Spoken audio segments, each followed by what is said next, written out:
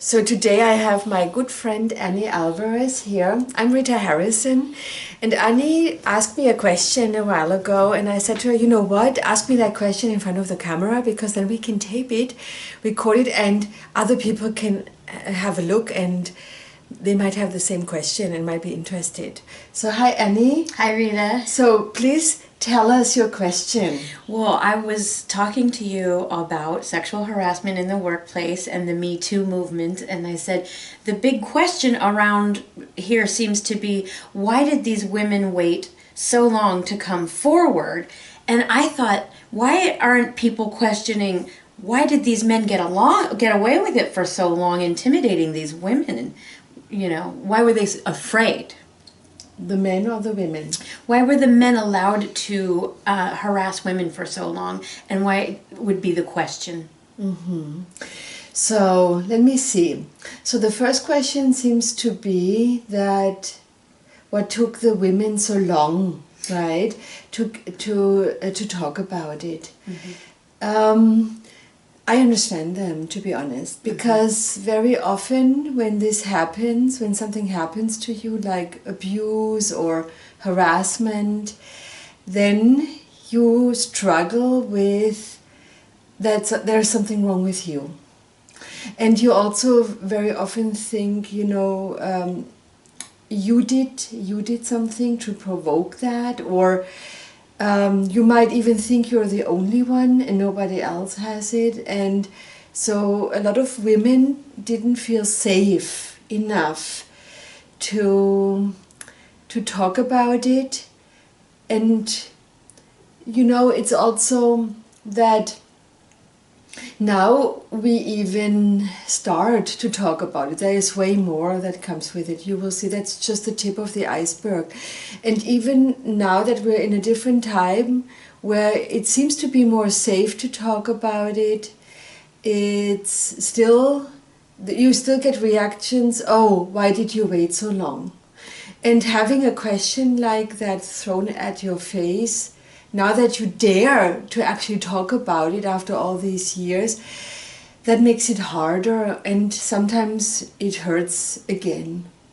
So also, you know, the environment, the society needs to be ready to react in a way that really helps.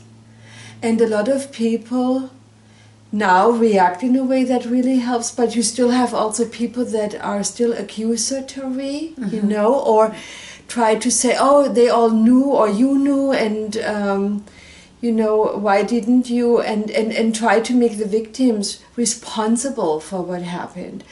And whenever they are made responsible for what happened, that makes it even worse. So I think there's a right time for everything. And we should never tell a victim, why didn't you tell us sooner? Because they feel so bad anyway. And they feel so stupid, so dirty, so, you know, disempowered anyway, that when we ask them a question like that, they feel like, oh, now I have to excuse myself, I have to explain myself, I have to defend myself. And that's not the right way to do it. You know, they need to be packed into something warm and you know, embracing. And yes, embracing, understanding, and non-judgmental, and you know, something that shows them, now you're safe. You can tell me whatever it is. I'm not here to judge you. I'm here to hug you.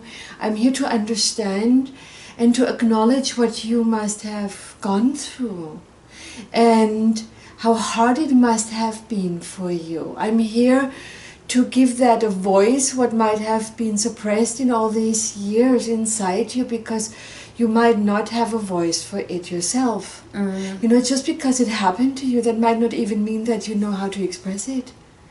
Because, you know, there's so much suppression, there's so much fear around it, so much anxiety around it, and other emotions. And I might even then be the one who says, you know, I know it, I know what it means, I help you to express it. Very often they need to learn to have an ally, and to open up again. And very often they don't open up. Now they do. Yeah. So now they do because they know they can. There's an ally there. And there might be even somebody there who gives them a voice, who says, oh, this is how you must have felt. And then they hear it and they say, oh yeah, this is how I really felt, you know. Or they are not pressured to correct themselves in their feelings. That makes a difference too. Because very often we women also correct other women, or the men correct other women, how we should say it instead. You know, we shouldn't feel what we felt and things like that. So it needs to be the right time for that too. And I think now is the right time, and it's the tip of the iceberg, because I think we now realize that not just in the workplace, also in other areas, there's an imbalance, that it's too male in many ways. And too male, like how we do healing, you know, way too logical, you know, how we do education in school. Too male, how we raise children, how we have to be spiritual. All the meditation techniques, even yoga and stuff like that, is built on the male principles and how they function better. And the women's, the feminine energy that was suppressed. So a lot of men also have difficulty to find their feminine side, their masculine side. A lot of women have that too, and know how to be then in that feminine body, in the woman's body, in the man's body, and to interact or do what's appropriate. That is not an excuse, you know, but it explains why there is so much confusion.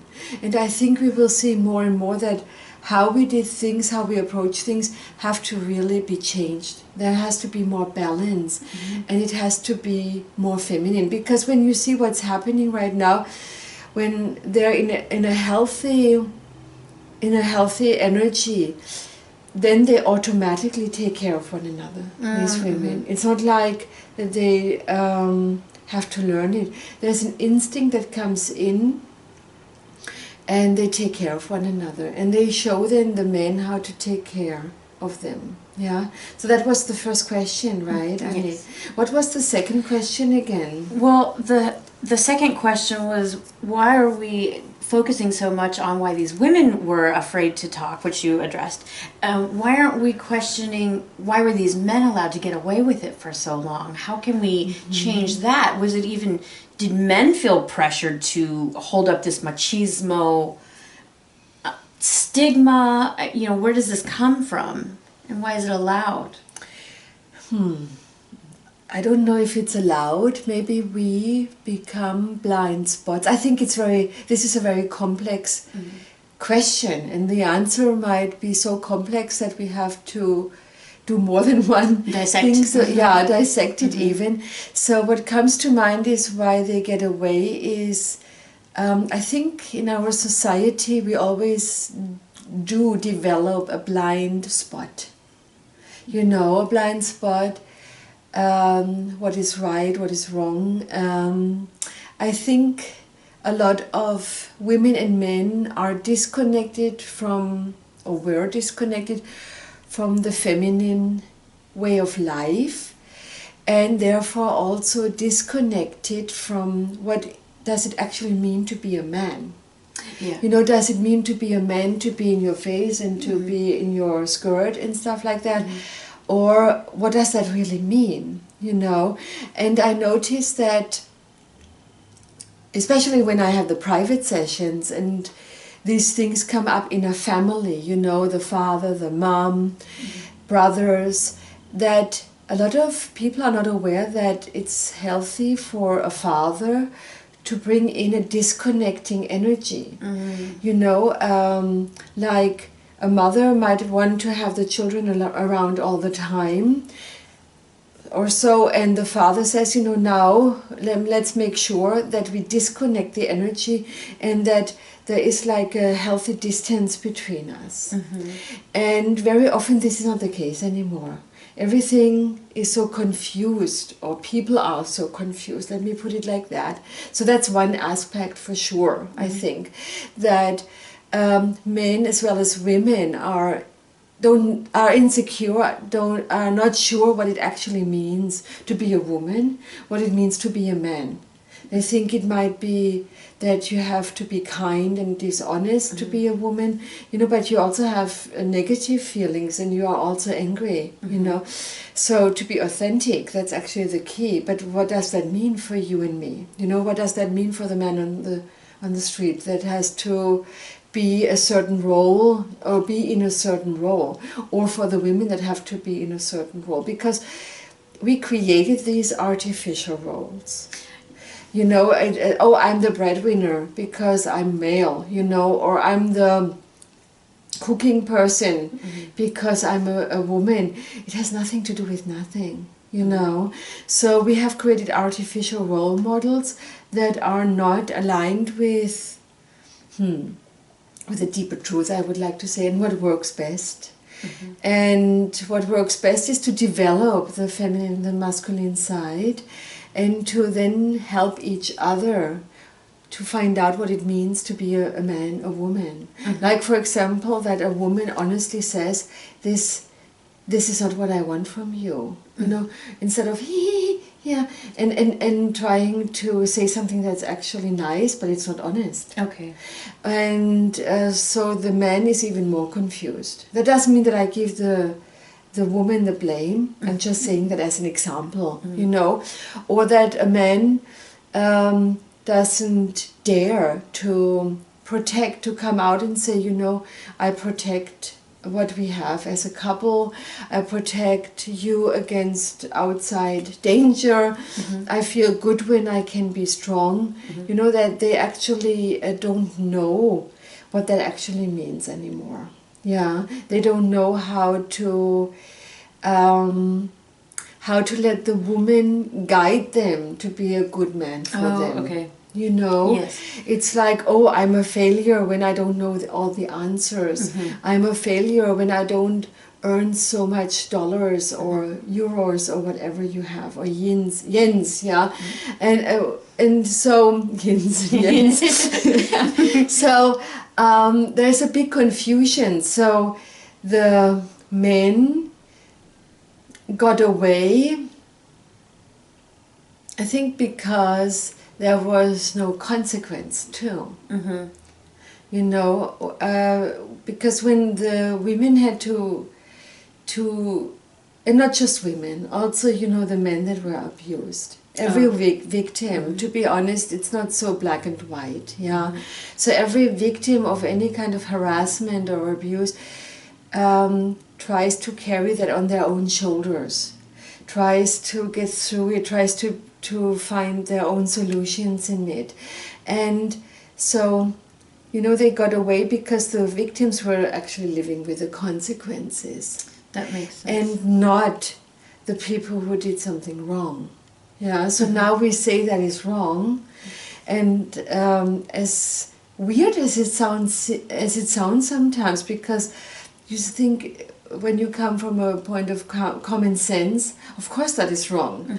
But some people really don't know the boundaries. They don't know the boundaries, when they feel their space invaded. Because they're trained to be always nice and to take care of, a lot of women are trained in a way, I have to take care of everybody else, and when I take care of me, of myself, that's selfish.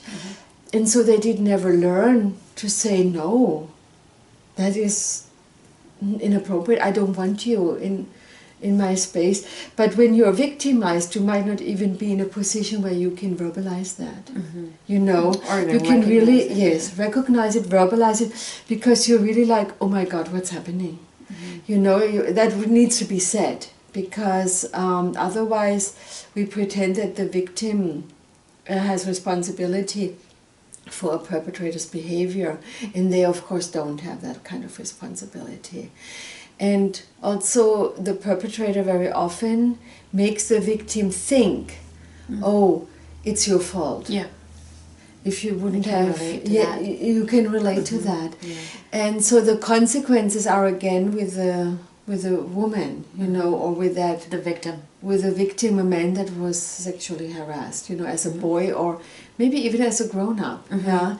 And so the consequences, when they feel the consequences, and this is happening now, you know, they point out, there is something happening that is disastrous, that is devastating, that has a big consequence, and they are now the ones who have to carry that on their own shoulders and not just put it on somebody else's. Yeah, and there's even a research about it, that when somebody is more authoritative, you know, that a lot of people who are working for them, that they actually do things that they wouldn't do usually. I can and relate to that. collaborate. You can. So how can you relate to that, Annie? So are you saying, like, as somebody who works under an authoritative person, they might take on more than they have to? Oh, they do things that they were told to do That they would normally to another elect to person that they would usually not do because it's wrong. Yeah, because maybe they want to save their job. Oh. Or is that what you're suggesting? Because maybe they want to save their job and they don't want to compromise their position in... You see, so sometimes people that are underneath a perpetrator, you know, underneath somebody who thinks they have the right to do bad things to other people, no matter if they feel it or not, very often the people feel they don't have a choice. There is no choice in that, right? So that's really very difficult. So I think it's very important now that we say it as it is, that the truth comes out, and that people can see how wrong it is.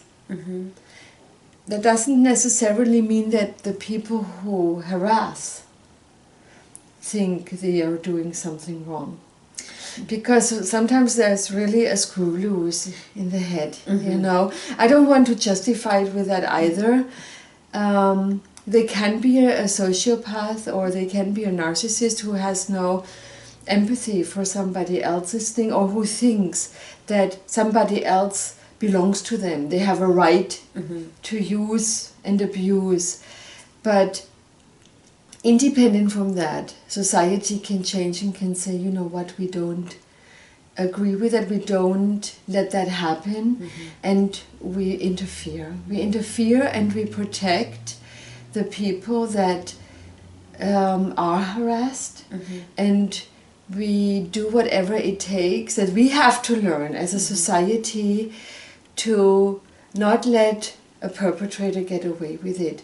You have to watch though, and I think that's now a fine line, that we don't just, when somebody is accused, that we don't play, you know, the judge, because there is an institution to judge and to examine the situation. Very often, you know, it's like, oh, off with the head, you know. We have to be careful. I'm all about, you know, saying it as it is, but also let's keep it in a way that is not like the medieval way, yeah, off with the heads, or in the French Revolution or so, where we just take that person and the people decide what this person deserves now. Because what I didn't say yet is that there's always a deeper reason, you know, for somebody that behaves badly, but also for somebody who ends up being in a situation of being, you know, harassed. There's always a deeper reason.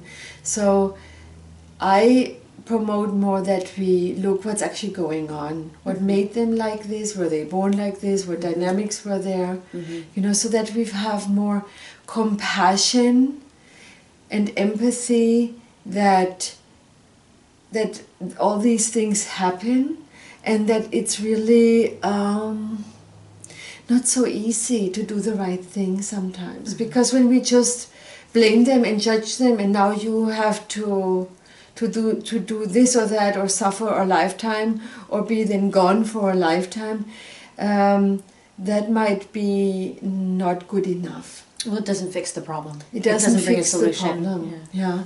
So as a society, it's good when we use this to understand deeper dynamics. What makes a person do bad things? What makes a person being stuck in a victim role? You know, and what we can do to really pick those people up on both sides to make a change. You know, like if somebody is not open for a change because they think they have a right to, okay, then that might happen. But some of the people that do bad things actually really need help. And when we put them into a fixed category and label, we take that away from them. Yeah, the same as if we said to every victim, why didn't you? You know, we disempower, we take away solutions that actually could happen if we understood more about what makes a person do what they do. Yeah, and really look a little bit harder instead of just saying heads off. Yeah. Okay. Yes, thank you. You're welcome, Annie. Thanks for presenting us the question. You're welcome.